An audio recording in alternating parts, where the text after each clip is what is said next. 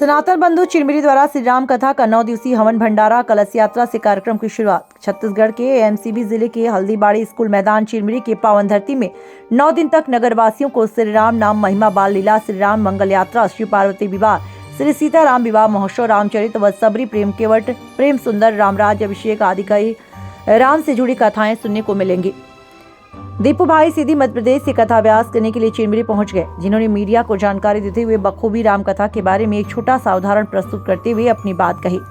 इस संबंध में छत्तीसगढ़ के स्वास्थ्य मंत्री श्याम बिहारी जायसवाल मीडिया को जानकारी देते हुए बताए, आज पूरा भारत देश राममय हो चुका है, जहाँ पर हर जगह राम की जय जय हो रही है, जिसके उपलक्ष्य में पूरे देश भर में अनेक आयोजन हो रहे हैं।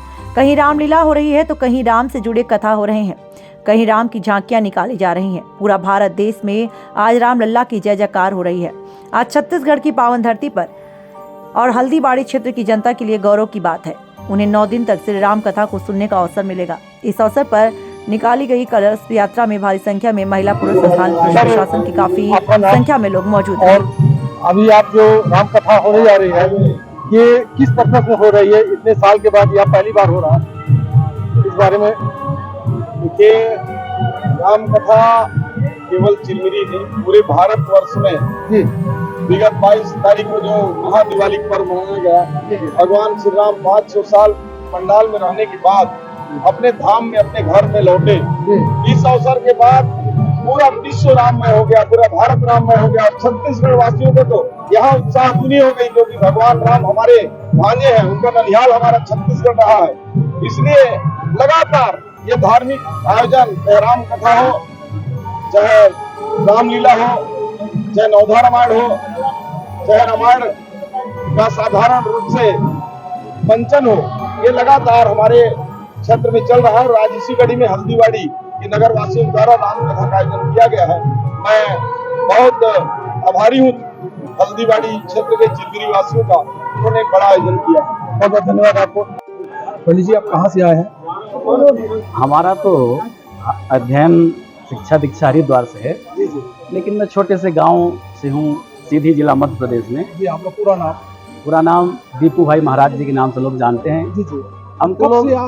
हमको लोग घर में दीपू दीपू कहते थे। जी। तो हमारे भक्त लोग कोई न मेरे अंदर कोई दिखावा नहीं है, दीपू महाराज कहने लगे। जी जी। ओरिजिनल नाम तो मेरा दीप नारायण दीक्षित है। जी।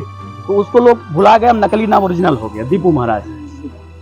महाराज जी, आप कब से ये रामायण पाठ या जो पाठ कर रहे हैं, कब से? 18 वर्ष से हो गए। 18 वर्ष से। रामायण पाठ तो मैं पिछले वर्ष से करना शुरू किया। आज आप पहली बार चिरमिरी आए हैं, जी, कैसा लग रहा है? मैं पहली बार चिरमिरी नहीं आया हूँ। जी।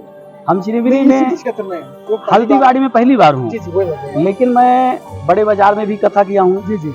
2 मंजिल में विगत 3 वर्ष कथा किया हूँ। जी जी। और गुदरी पारम कथा किया हूँ। ये हल्दीबाड़ी में पहली, खड़गांव में किया हूँ, अखरा डांड में किया हूँ, ये पहली यहाँ कथा हल्दीबाड़ी में है। तो आपको कैसा महसूस हो रहा है इस बार?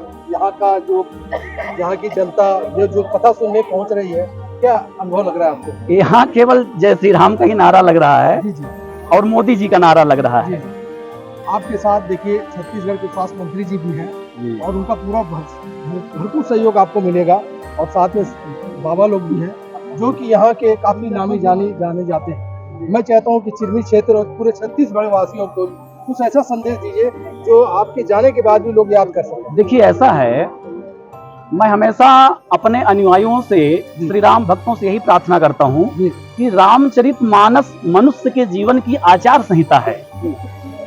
हमें निज धर्म पे चलना सिखाती रोज रामायण। निज धर्म क्या है? अगर अच्छा भाई बनना है तो रामचरितमानस के शरण में आइए। अच्छा पत्नी बनना है तो रामचरितमानस के शरण में आइए। अच्छा श्रेष्ठ पिता बनना है तो रामचरितमानस के शरण में आइए, राम कथा के शरण में आइए। अच्छा शत्रु भी बनना है तो राम कथा के शरण में आइए।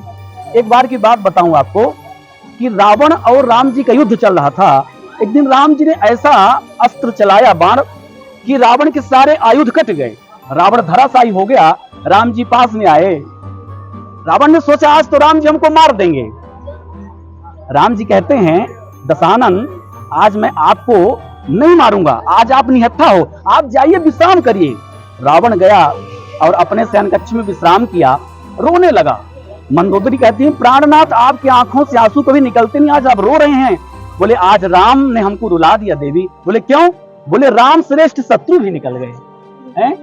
हम लोग अपने आपस की छोटे छोटे बातों को लेकर के इतना कुछ कर डालते हैं, इतना बैर दुश्मनी का लेते हैं कि हम एक दूसरे का चेहरा कभी अगर प्रेम हो जाए तो फिर देखने लायक नहीं रह जाता।